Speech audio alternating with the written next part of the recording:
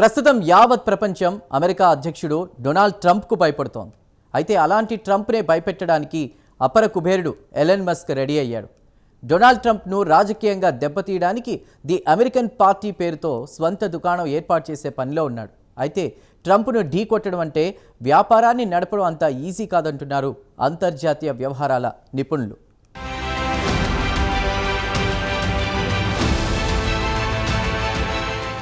Elon Musk ఏం చేసినా సంచలనమే. తాజాగా అమెరికా అధ్యక్షుడు డొనాల్డ్ ట్రంప్నే మస్క్ మహాశయుడు సవాల్ చేస్తున్నాడు.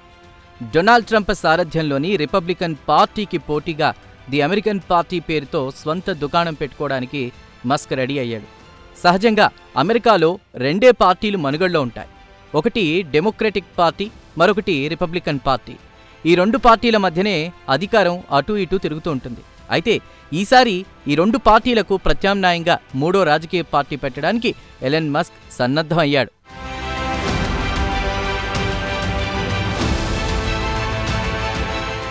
వాస్తవానికి నిన్న మొన్నటి వరకు డొనాల్డ్ ట్రంప్, ఎలన్ మస్క్ జాన్ జిగిరి దోస్తులు. క్రిందటి ఏడాది ఎన్నికల ప్రచార సమయంలోనూ ట్రంప్ వెన్నంటున్నాడు ఎలన్ మస్క్. ఇద్దరూ చట్టాపట్టాలేసుకుని తిరిగారు. అయితే ఇటీవల ఇద్దరి మధ్య సంబంధాలు తీవ్రంగా దెబ్బతిన్నాయి.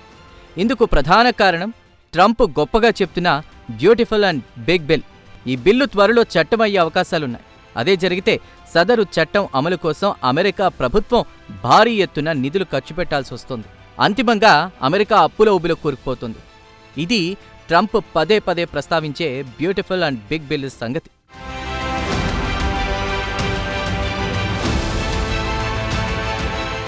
ఇదిలా ఉంటే బ్యూటిఫుల్ అండ్ బిగ్ బిల్లుకు వ్యతిరేకంగా డోజ్ సంస్థ సారథి హోదాలో ఎలన్ మస్క్ గళం విప్పాడు.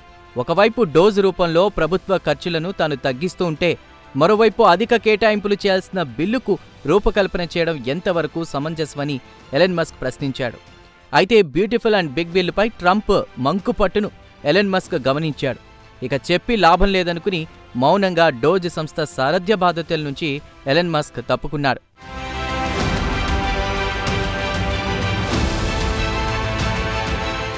ఎలన్ మస్క్ది భిన్నమైన వ్యక్తిత్వం. తాను అనుకున్నది నెరవేరే వరకు నిద్రపోని మనస్తత్వం. దీంతో పాత దోస్తు డొనాల్డ్ ట్రంప్కు గుణపాఠం చెప్పాలనుకున్నాడు. రిపబ్లికన్ పార్టీ అలాగే డెమోక్రటిక్ పార్టీలకు ప్రత్యామ్నాయంగా అమెరికాలో మరో రాజకీయ పార్టీకి పొలిటికల్ స్పేస్ ఉందా అనేటువంటి విషయం తెలుసుకోదలుచుకున్నాడు ఎలన్ మస్క్. ఇదే విషయమై ఎక్స్ వేదికగా ఒక సర్వే నిర్వహించాడు. కాగా మరో రాజకీయ పార్టీకి పొలిటికల్ స్పేస్ ఉందంటూ సర్వేలో పాల్గొన్న 80% మంది అభిప్రాయపడ్డారు. ఇంకేముంది, పొలిటికల్ ఎంట్రీ ఇస్తున్న సంకేతాలు కూడా పంపాడు మస్క్ మహాశయుడు. ది అమెరికన్ పార్టీ అంటూ పేరు కూడా దాదాపుగా ఖరారు చేశాడు.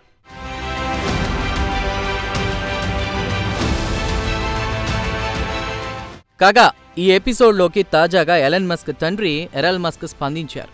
తన కుమారుడు ఎలన్పై అంతిమ విజయం ట్రంప్దేనని జోస్యం చెప్పారు ఎరల్ మస్క్. ఇందుకు కారణాలను కూడా ఎరల్ మస్క్ వెల్లడించారు. దేశాధ్యక్షుడి స్థానంలో ఉండడం డొనాల్డ్ ట్రంప్కు కలిసొచ్చే అంశమన్నారు ఎరల్ మస్క్. అయితే ఇప్పటికైనా ట్రంప్, ఎలన్ గొడవలను పక్కన పెట్టి కలిసి పనిచేయాలని తాను కోరుకుంటున్నట్లు ఎరల్ మస్క్ పేర్కొన్నారు. అయితే తన కుమారుడు ఎలన్కి ఇప్పటికీ ట్రంప్ అంటే గౌరవభావం ఉందన్నారు ఎరల్ మస్క్. కేవలం అమెరికా అప్పుల ఊబిలో కూరుకుపోకూడదన్న ఆలోచనతోనే బ్యూటిఫుల్ అండ్ బిగ్ బిల్లును ఎలన్ మస్క్ వ్యతిరేకించాడని తండ్రి ఎరల్ మస్క్ పేర్కొన్నారు. ఏది ఏమైనా అమెరికా అధ్యక్షుడు ట్రంప్పై ఎలన్ మస్క్ యుద్ధం ప్రకటించినట్లే భావించాలి.